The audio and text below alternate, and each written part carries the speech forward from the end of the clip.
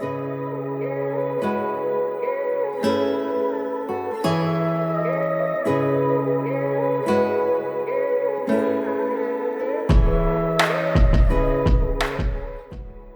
also feel like that this is not the task that we have as spiritual leaders. We don't need to fit a box or have more people fit boxes.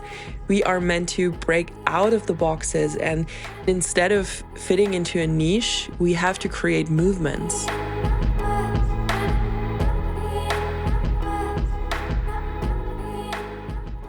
Hello, beautiful soul, and welcome to Rooted in the Cosmos, your podcast for all things spiritual leadership, higher consciousness, and New Earth vision. My name is Isabel Gloria. I'm your host, and I'm welcoming you to this brand new episode. I upload an episode every week, so tune in every Sunday and make sure to subscribe to this podcast so you don't miss any upcoming episodes. As weird as this may sound, this week's episode was inspired by my own work process, so by my own schedule, because I was taking a lot of time lately to check in with myself if I still feel 100% aligned with my messaging, if I still feel 100% aligned with how I talk to my ideal client and stuff like that. I do that every couple of months because I really want to stay aligned with my mission and with the message that I came here to express. And as I'm growing on my own soul journey, my business has to grow with me. It doesn't mean that my business has to change every other month, but what it means is that I just want to be authentic. I want to express my highest version. I want to step up as my most powerful self, and that's only possible if I stay super in tune and super connected with the reason why I'm doing this business, because it's not just the money, it's not just getting by, it's not just like all these 3D things that are important too, of course. The main thing is that I feel like it is a soul mission, and I know it's a soul mission, and it's so important to me. Like literally, it's one of the most important things in my life. And I love this work so much. So I want to make sure that I'm always at my best. And as I was doing this, I was like, wow, wouldn't that be super interesting to talk about in a podcast episode? Because I feel like it's not very known that there's a lot of behind the scenes work that has to be done and that has to happen in order to lead a fulfilling, thriving, and aligned business. So I want to talk about some things that you may not be super aware of when starting a spiritual business, and that can help you align with your business much more and just find your own power in your business. Talking about business, what I often see on TikTok and everywhere really is that it's so important that you find your niche, and that it's so important that you niche down and find your thing. And while I partly agree with that, I feel like it doesn't really apply in the same way to a spiritual business than it does to any other business. Because when we think of a niche, it's like a thing that already exists. You categorize yourself into something that is already there. It's already in existence. It's already filled with people who are doing similar things, and everybody tries to fit into that niche so they can be found, so the algorithms love them and like stuff like that. It's like a category or like a box that you want to fit in, without meaning that in any negative way. It's just the way it is. It's a category that you want to be part of with the content that you create. With a spiritual business, however, I feel like it's such a huge topic, and a topic that can be looked at from so many different perspectives and angles that it's hard to find the box that truly fits. I also feel like that this is not the task that we have as spiritual leaders. We don't need to fit a box or have more people fit boxes.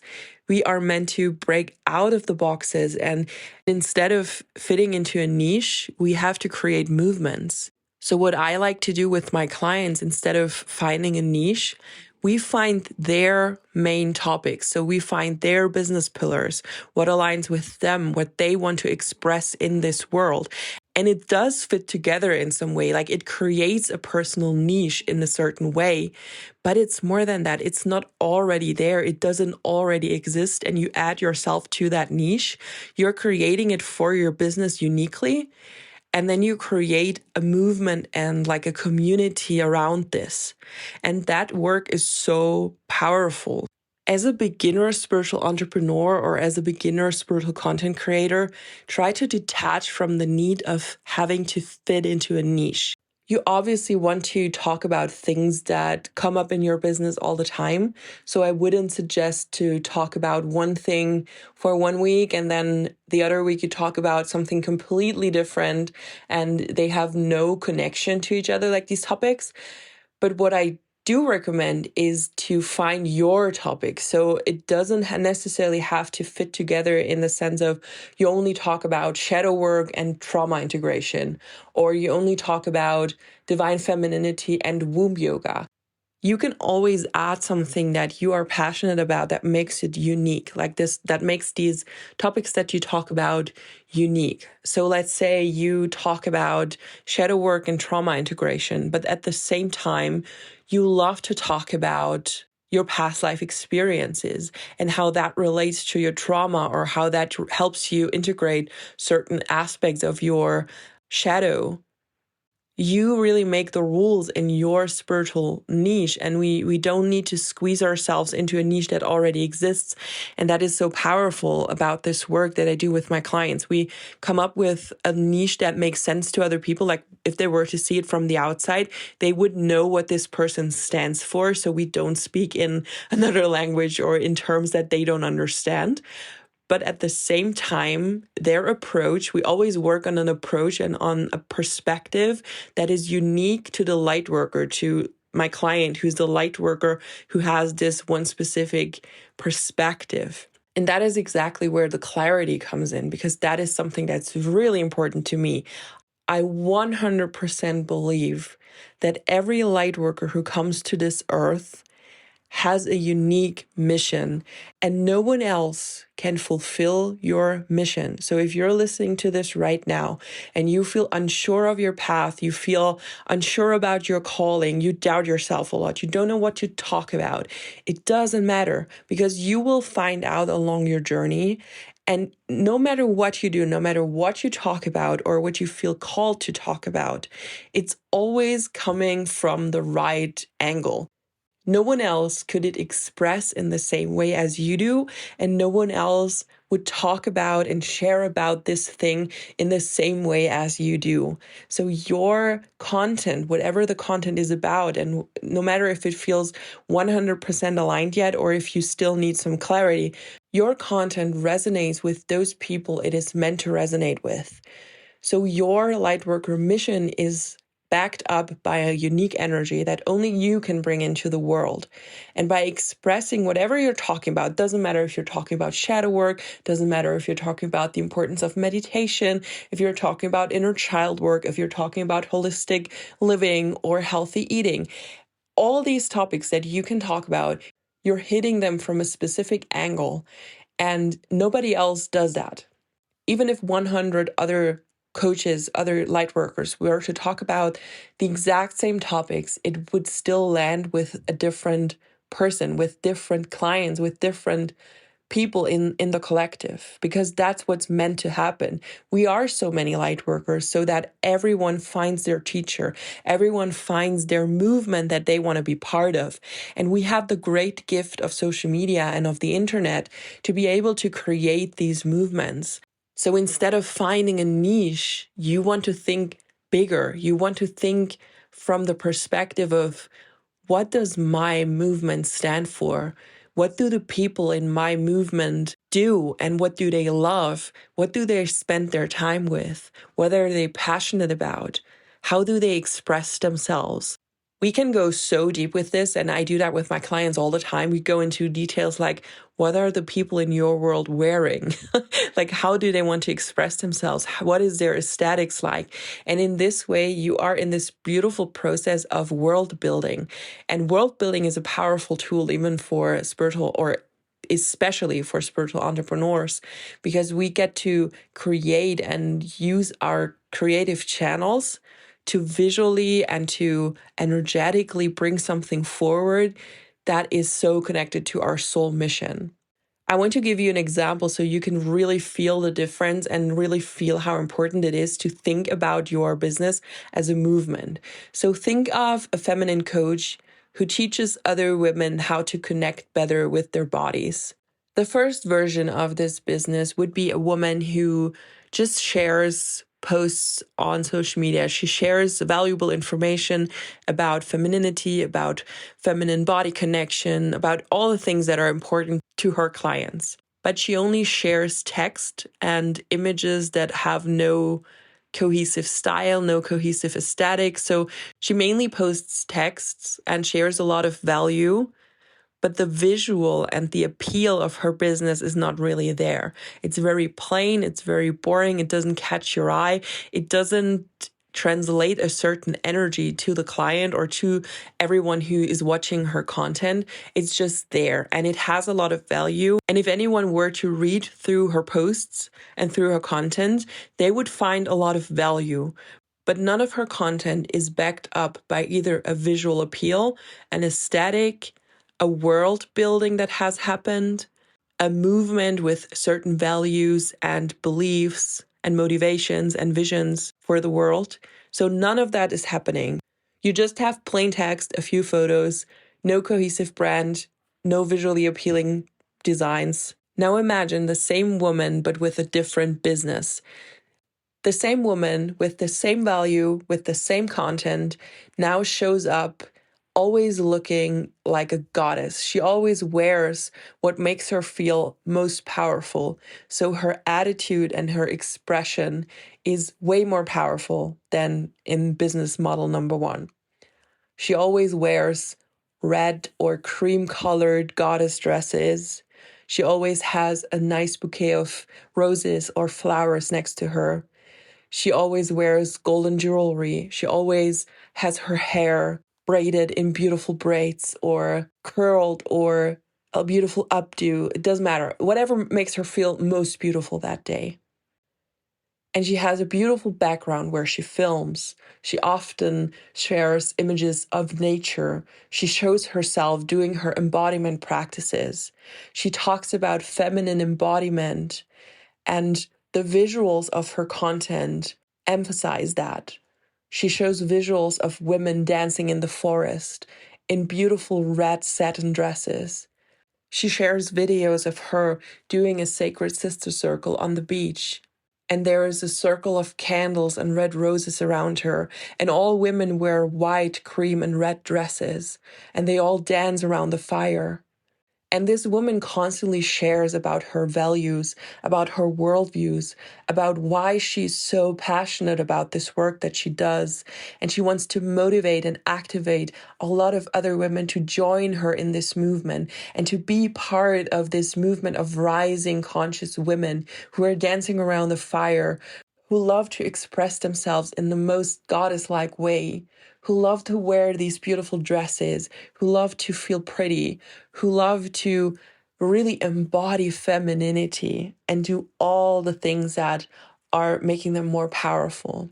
Imagine her sharing about her own beliefs and about her own vision for the world and why her business and her movement is contributing to that. And how other women who are just watching her right now, how they can become part of it. And now imagine her even coming up with something unique, like a technique that only she offers, a technique to get into your body as a woman, to feel in alignment with your divine feminine essence. And this technique also visually looks very appealing. They are doing beautiful intuitive movements on beautiful red rugs, and everything looks beautiful and feminine, and the energy of what she's talking about is actually expressed in her brand, in her business. And I think even just me talking about business version 1 and this more up-leveled business version 2 makes you feel the difference. You can share all the value in the world. It needs to catch the attention of the people watching you. And this has nothing to do with superficial stuff, even though it may sound like it because I was talking about beautiful dresses and red roses and goddesses and jewelry and all these things. But these are just tools and things to express visually what energy is behind that business. It's not superficial. It's a translating tool. And that is how you create a movement instead of just fitting into a niche that is oversaturated already.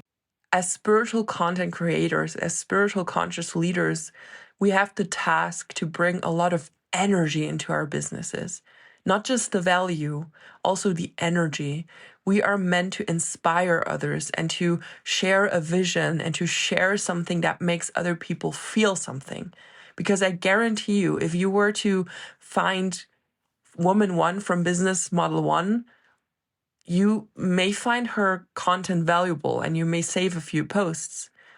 But are you actually coming back to her content to feel something, to be part of that energy that she so beautifully expresses? I doubt it. While in business model number 2, you actually do that. You want to watch all the things. You want to watch every video she has up. You want to watch all her YouTube videos. You want to subscribe to her on every platform that you can because you want to be in her energy. You want to be in her field. And that is the goal. And that is how your valuable content is also seen and perceived by other people, because we need that visual translation. We need to create this movement feeling that others want to be a part of. This is why I'm constantly realigning and why there is so much behind the scenes work. Even though the energy behind all that is very authentic and it's just a translation of what is already there, you need to do actual work and use actual strategies to translate the energy of your business into this movement. So there is behind the scenes work happening. There is a lot of work happening with my clients. I see it all the time. And it feels so energetic to do this work because it feels like you are living and you are birthing your true expression and the thing you are meant to express here. It's so beautiful.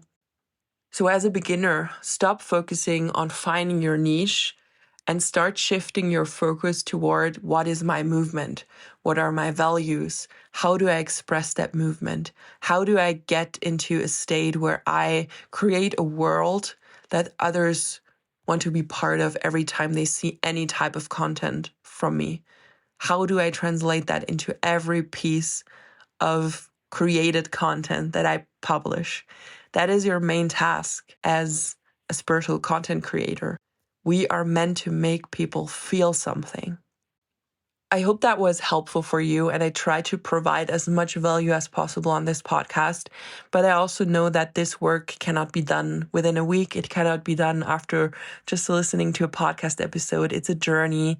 It takes a lot of work. It takes a lot of knowledge, a lot of steps that you need to go through to absolutely nail it and to get to a business that feels like this movement that is meant for you. If you desire help with exactly this, with building your world, gaining massive clarity around your mission and your purpose and the things you're meant to do here and how you can express that in a tangible way so that you can grow a successful business from that, the Cosmic Wonders mentorship is helping you with exactly that and so much more. We are going through the entire process of gaining clarity, of building your business, of basically birthing the entire business, including your first offer, so you can step up as this powerful leader and you can be confident in your expression. So if you feel called to the Cosmic Wonders mentorship or have been feeling called for a long time, I want to empower you to step up. It's time for you to step up. So many people are stepping up as leaders this year, and I really want you to be one of them. I really want you to step into your own power and start thriving in the things that you are meant to do here. The next round starts at the end of July. Applications haven't officially opened yet, but I'm always happy to talk about the process beforehand. I'm always happy to share more information and just have a conversation with you about how the Cosmic Wonders mentorship could help even before applications start.